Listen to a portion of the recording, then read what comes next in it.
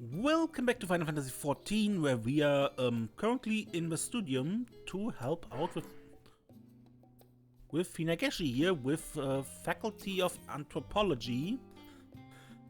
And that means doing the Gatherer Rolequest. Or at least the Botanist and Miner Rolequest. Fisher has a separate one.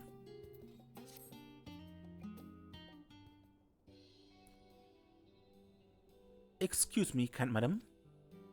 Pardon my forthrightness, but might I beg a moment of your time? I work under Professor Tankin, and I'm in search of a capable botanist to assist with his research. That is your profession, is it not? In which case, I wish to discuss potential employment with the Faculty of Anthropology. Assuming that is, you have an interest in our work. Sure. Magnificent. Searchers Meet, where we currently find ourselves, is a place where gleaners connect with the faculty and students of a studium. It allows us to acquire the necessary materials for our studies and also provides us with a place to store supplies and specimens. And with your help, I believe, I may be able to procure what is needed for the professor's research. Of course, such work is predicated on the assumption Professor Tankin has decided on a focus for his next project, which sadly he has not.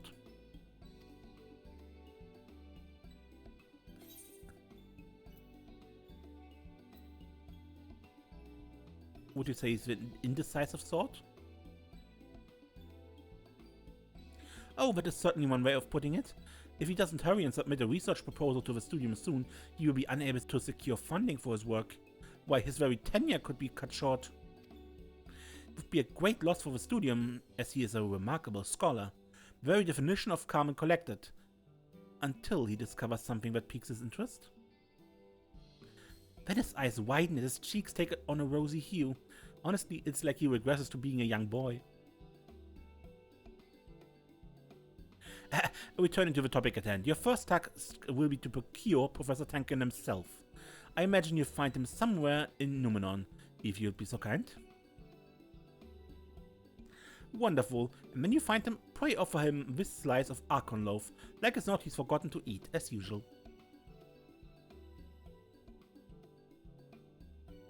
The sheer size of a library can prove daunting at times, but I have spent enough time with a professor to know he's in there somewhere.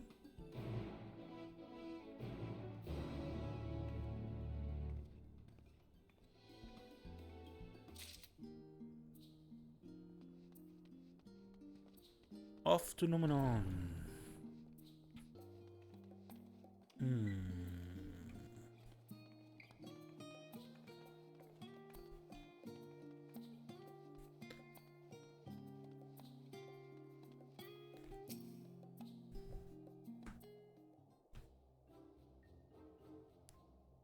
Hello, are you Tankin? Professor Tankin? Damn it all, succumb to the sweet song of slumber yet again. She always strikes when I least suspect it. I don't suppose you would happen to have a morsel of food to spare in a person? I seem to have built up quite the appetite while dead to the world.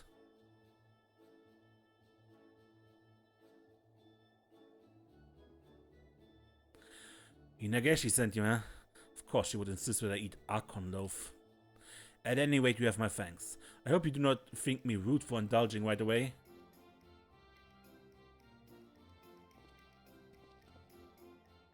That ought to silence my stomach for a while. Truly, I'm indebted to you, madam.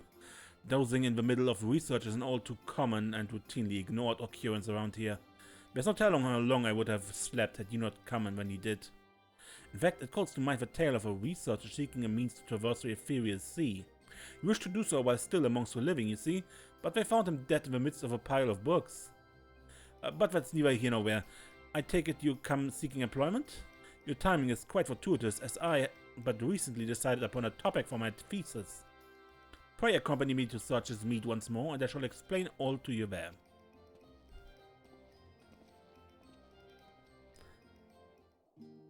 Okay, we gathered the professor.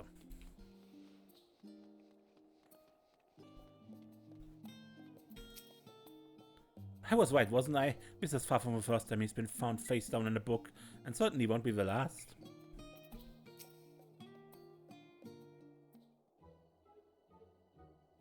There you are, my savior from slumber. Professor, please, it would be most rude to waste any more of her time. Might we discuss the focus of your next research project and what it is you require of her? Yes, of course. Time is of the essence. Honestly, Hinagishi, I do not know what I would do without you. Well, that is most flattering, Professor. Thank you. I mean it, Hinagishi. I would be lost. Completely and utterly lost. Professor Tenkin, Yes, and quite famished besides. So absorbed was I in research that I had all but forgotten my need for rest and sustenance. But not for your kind gift, I would surely have expired by now. Oh, I thought you meant... I mean, yes, of course. Always happy to help. Provided our research is deemed of value to the studium, we are supplied with clothing, food, and shelter, but only the bare essentials, mind you. You need but look around to know the veracity of my words.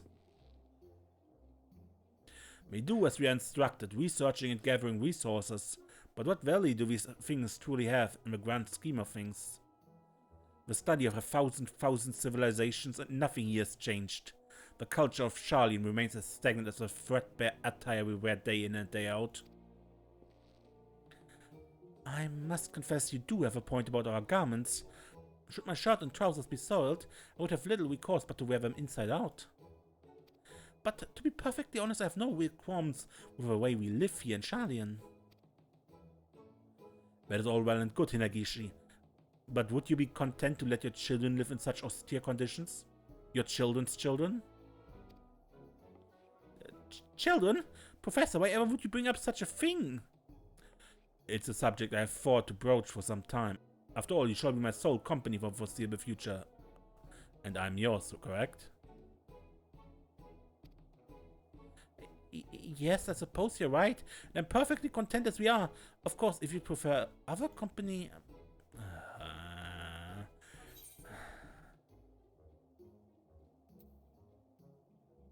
This has been wonderful, but I should be going.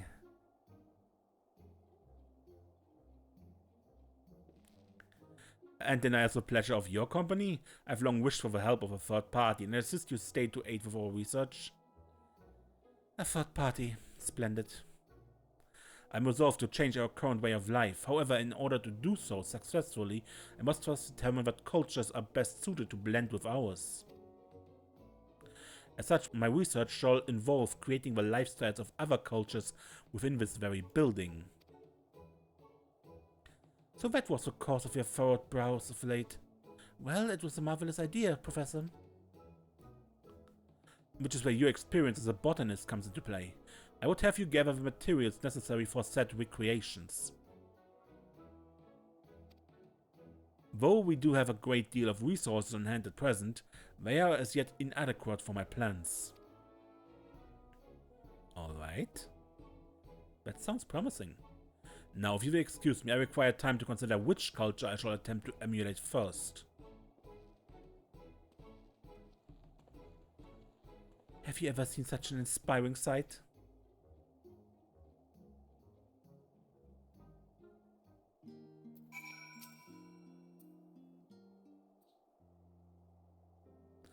It's a relief to see Professor Tenkin has at last chosen a subject for his research proposal.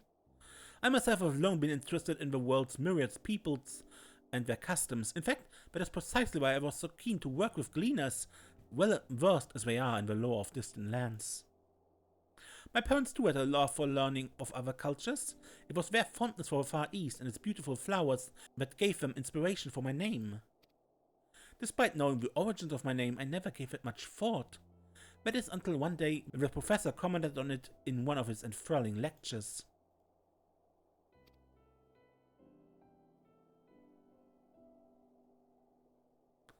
However, he did not stop there. Professor Tenkin continued by musing on how even a single flower can go by many names. Different regions will know it differently after all. He even went on to talk about how this difference in location, language and lifestyle can have a profound impact on how we think. We Aurora have our roots in the Far East, though I only know the Charlian way of life, he said. I've long wondered what change might occur within my own mind should I someday visit my ancestral home. It is this very question which drives my research. Yes, even now I remember his words oh so clearly. That lecture inspired me to take up my current post.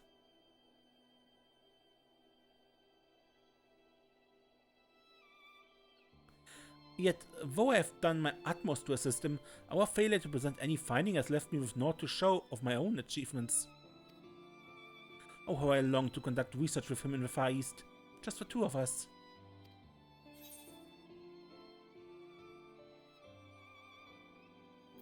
Tell him.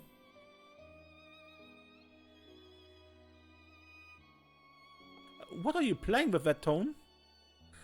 No, perhaps it's time I was honest for once. You see, I'm rather fond of Professor Tankin. That is obvious. To be honest, it is more than a little disconcerting that he has not noticed my feelings when even you have. However, given that his current research is squarely focused on creating a better life for us, I feel this is an opportunity I cannot pass up. But I have no experience in matters of the heart. Like a fool, my youth was spent with my nose buried in books. Would you perchance be more experienced in matters of romance? I would be forever grateful for your help in winning the professor's affections. I do what I can. Truly you will help me? Oh, thank you so much. Well, you certainly seem to be getting along. Oh, Professor, have you come to a decision? As you are doubtless aware, Charlene is frightfully cold all year round. However, this has led to rapid progress in our ability to control our environs. Nothing proves this fact more than Labyrinthos. It's so pleasantly warm down there, you would be forgiven for thinking you were somewhere altogether more tropical. This has inspired me to look into the lifestyles of those who actually result in balmy climes. We may yet happen upon a discovery or two that would never be made simply shivering in the cold. In light of this, the culture we shall seek to emulate first is none other than Razatans. Splendid! We will need you to go and collect a few things that can only be obtained in Razatan proper. Hinagashi will brief you in more details.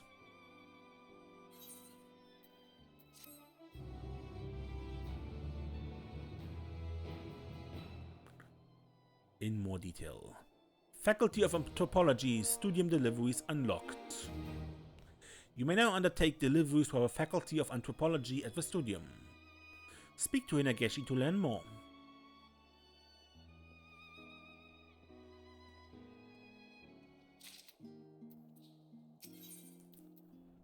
Cooking up a culture. I've made a list of a few hundred samples required to emulate life in Razatan, and, well, there's certainly quite a few things you would struggle to procure in Charlian. There's one in particular which is used to make both vibrant dyes and special spices. And you wrote, best of luck gathering this in Fafnir. The Hanish staples you require can be gathered near the Giant Skull grounds.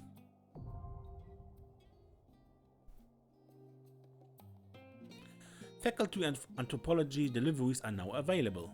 By delivering the requested items to Hinagashi and raising yourself in her esteem, you can help bring her and Professor Tanking a little closer together. And how many do we need? We need, well, 6.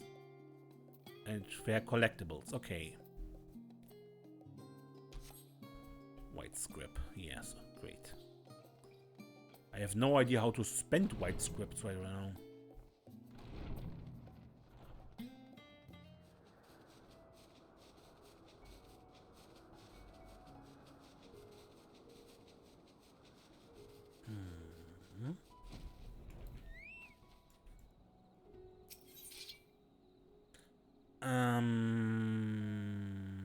Hanish staples.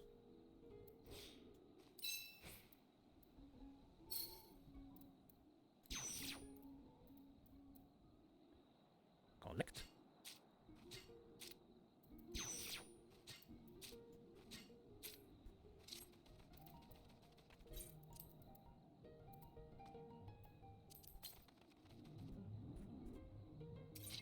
Hanish staples.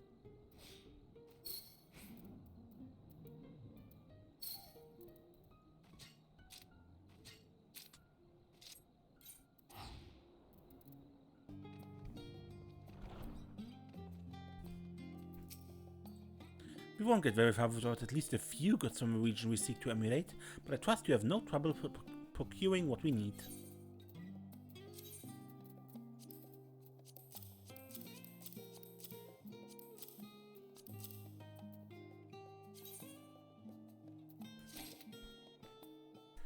Oh my, what fine specimens you found, and so vibrant. Yes, these will be most helpful indeed. Thank you. These leaves are desiccated before being turned to spices. They're commonly found in Hannish cooking, as you might expect, but alchemists were also used them to fashion various medicinal tinctures.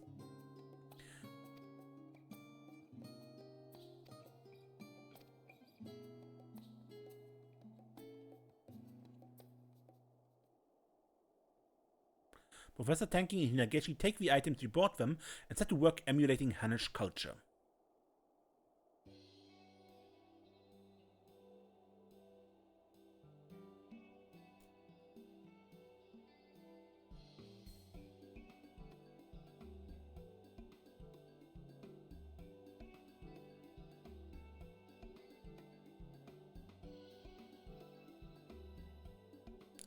Testing out alchemy? And dancing? Most colorful, would you not agree?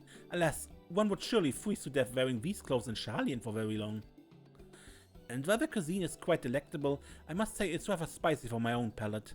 Perhaps your love for spices developed out of necessity? A fine hypothesis indeed, Hinageshi. Food is prone to expire all too sudden in climes such as Rosatan's. Copious use of spices not only helps to increase one's appetite, but it also masks any unpleasant odors that might come from food on the brink of spoiling. And with spoiling food comes the risk of harmful bacteria, a likely reason for the region's struggles with sickness over the years. I can think of no better catalyst to spur innovation in medicine through the mastery of alchemy. This, for example, a tonic to raise the body's core temperature to protect from the cold.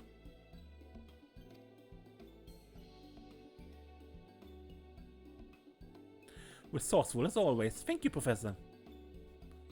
Returning to their penchant for colorful hues, I believe I understand their reasoning for that as well. Simply put, primary colors stand out even under unrelenting rays of the sun. Hence, everything from their buildings to their bracelets are made in bold primary colors. And each color represents different concepts. Red, for example, represents fire. Its close relative, orange, represents the spiritual fire that rages within one's soul, the very source of life itself. Which is why they believe orange to be an auspicious color for would-be mothers and the like.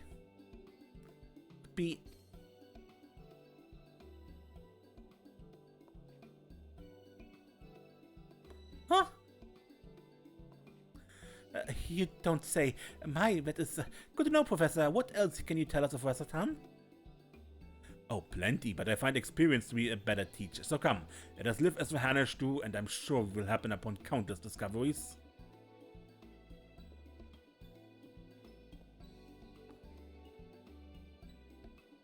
Well, this is all going rather swimmingly. I had hoped this research might bring us closer together, but I never dreamed we would end up living together. Of course, it would not have been possible without your help. For that, you have my thanks.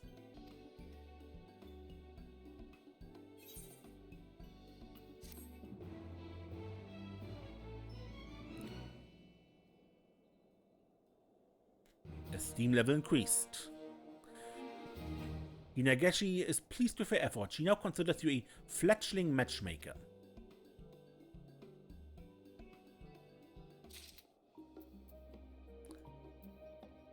Next quest. You've come at a good time. I do believe the professor has another assignment for you.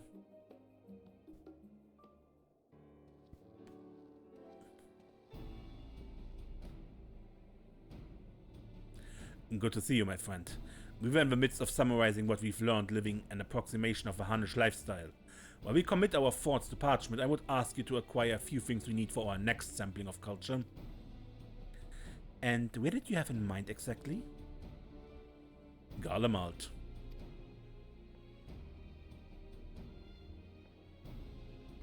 The Empire? Oh my, I certainly wasn't expecting that. Do you truly believe there's aught we can learn from them to improve our way of living? I understand your trepidation, Hinageshi. While the history is filled with countless invasions and much suffering, there may yet come a day where we live in peace alongside the people of Garlemald. Though I realize how unlikely that may seem at present. But the winds of change blow fiercely now, and there may soon come a day when they seek shelter here in Sharlayan. Knowing they cannot manipulate Aether as we do, I wish to better understand their culture should we need to play the hospitable host. Now I feel like a fool for thinking you were only pursuing this project to improve the lives of those who presently call Sharlayan home. Such genius! To that end, I would ask you procure a most essential staple of Garlean living. I speak of an ore unique to the region, and a certain fruit there that has adapted to grow even in the coldest climates. Oh, and do not fret, you do not need to bring back both. One or the other will suffice.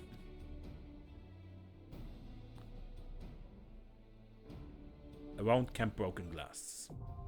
And this was basically a handwave thing for you need only one gatherer class for this, not both. These are not separate items. Anyway, off to Garlemald.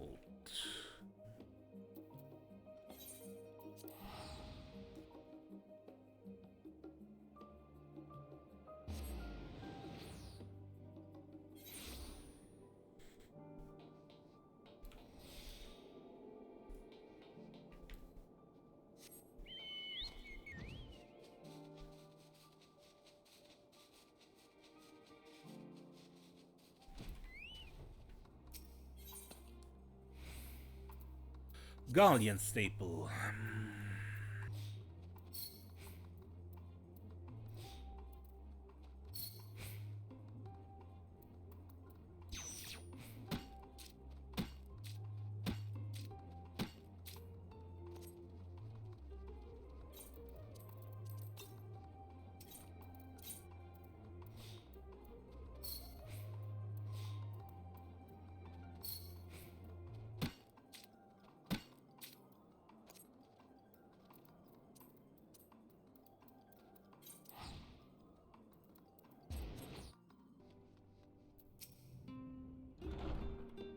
We have been relying on the tomes in Numenor and existing theses in order to accurately emulate foreign cultures, and I've realized that there is a great many things you would never discover without experiencing them firsthand.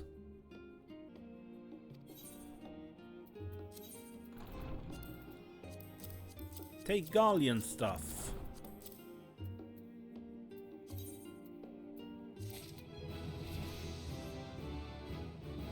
Goodness, I did not expect you to bring back specimen of such quality.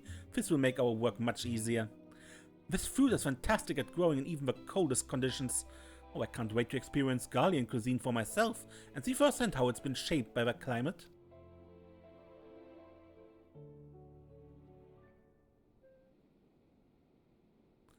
Professor Tenkin and Hinageshi take the items you brought them and set to work emulating Garlean culture.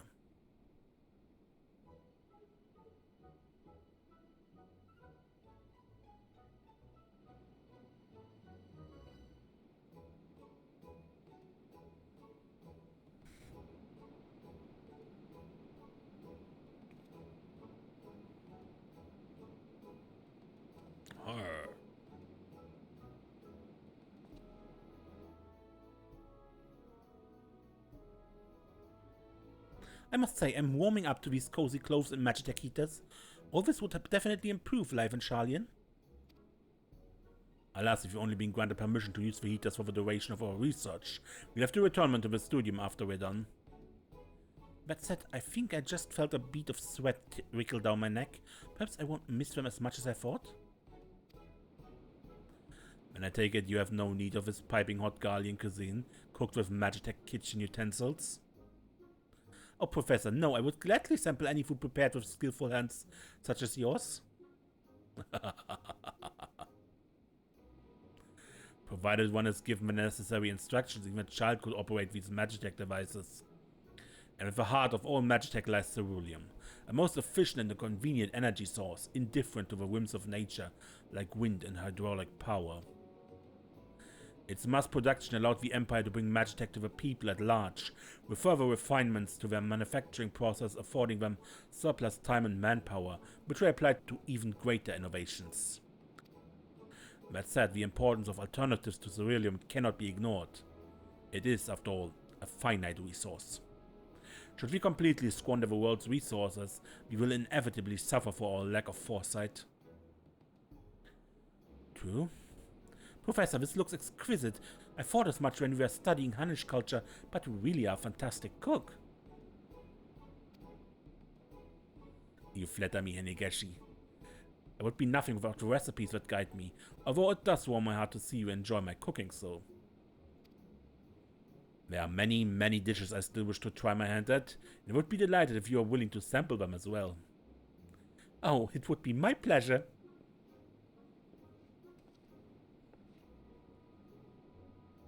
Is it my imagination, or has the professor been more affectionate toward me of late? It really makes me wonder what will become of our relationship when his research reaches its conclusion. But I must stop daydreaming. There's yet work to be done.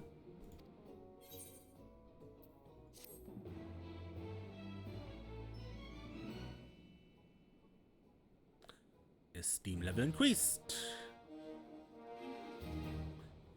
Hinegashi is delighted with your efforts. She now considers you a novice matchmaker.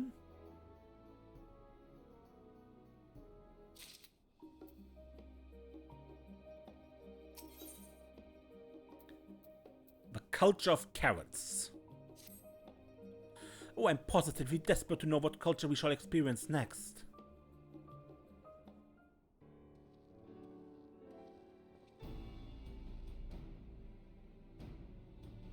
Welcome back, my friend. We'll be continuing our experience as Garleans a while longer, though I would like you to set about procuring materials for the next step in our research. Though to be honest, I've still to decide on where that step might be. Well, thus far we have lived as people do in the freezing cold and the ferocious heat, so I would say it's time we set our sights on an altogether different sort of inclement environment. Spot on as always, Hinegashi. The people of Garlemald may have overcome nature's fury with their sterling use of technology, but they are far too reliant on ceruleum. Consider this. How would they cope if they were suddenly unable to obtain their precious fuel? One should never be without a contingency plan in case they are thrust into much less hospitable environments. That is certainly true, however, what kind of culture could take root in an area that is effectively uninhabitable? That is precisely what I've been mulling over of late, Hinegashi. I wish to look into how exactly culture could come into existence in such a place. The issue is, well, such regions tend to be uninhabited as a result of the harsh conditions. In short, there is nowhere that meets my criteria to begin with. Inhabiting the uninhabitable.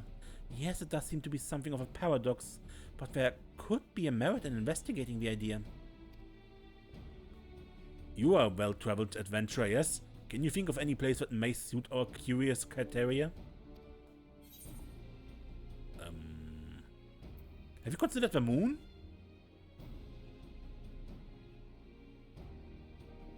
A settlement on the moon by the name of Mare Laventorum. Well, that would certainly fulfill my requirements, but even if it truly exists, it's not as if I can travel to the moon on a whim. I can do that. You're being entirely serious, aren't you? Good gracious, you never fail to surprise. Indeed. However, I feel obligated to mention that we know absolutely nothing of life on the moon, assuming it's even possible. Pray head to Mare Laventorum and gather whatever items you believe are necessary to recreate life there. The lunar staples you require can be gathered near Heimdall's last site.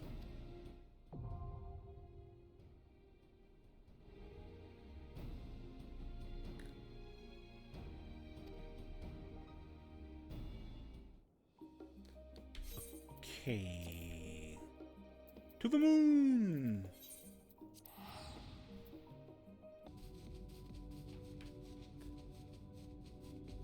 Now, Heimdall's last site was the elegant crash site here, so...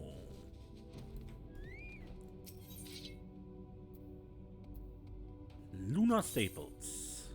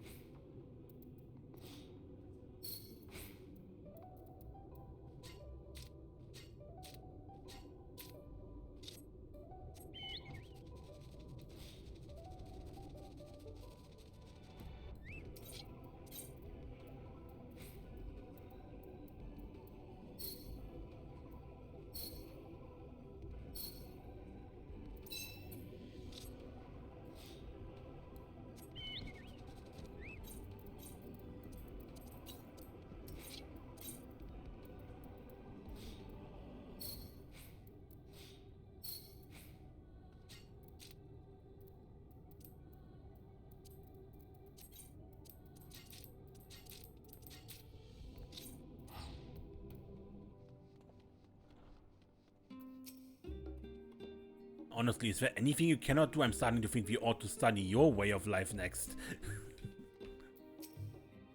I don't suppose you would know how to best to store items from the moon? I wish to avoid accidentally ruining any precious samples you acquire on our behalf.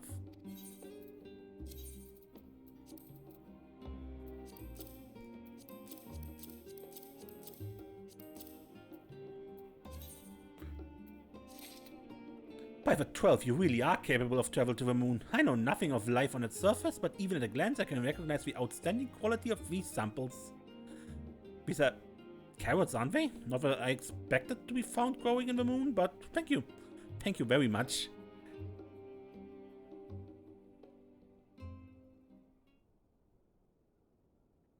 Professor Tankin and Nageshi take the items you brought them and set to work emulating lunar culture.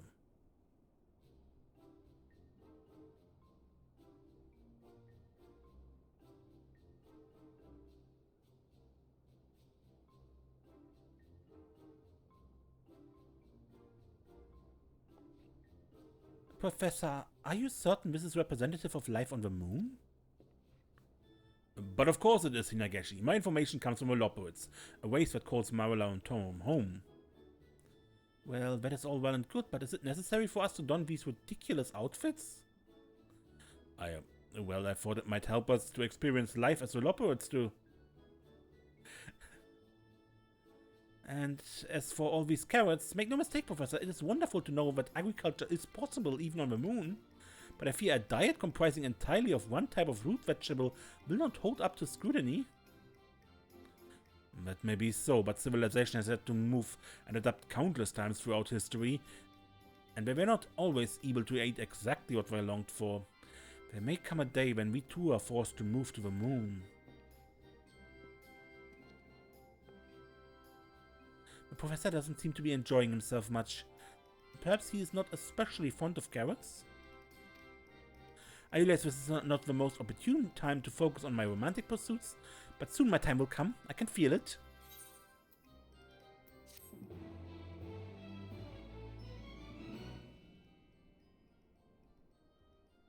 Esteem level increased. Inageshi is overjoyed with your efforts. She now considers you an experienced matchmaker.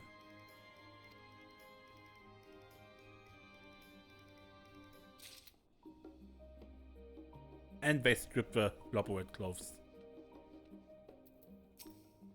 Frankly, it's none of my business, but I have been wondering of late what it is that drives you to continue your adventures.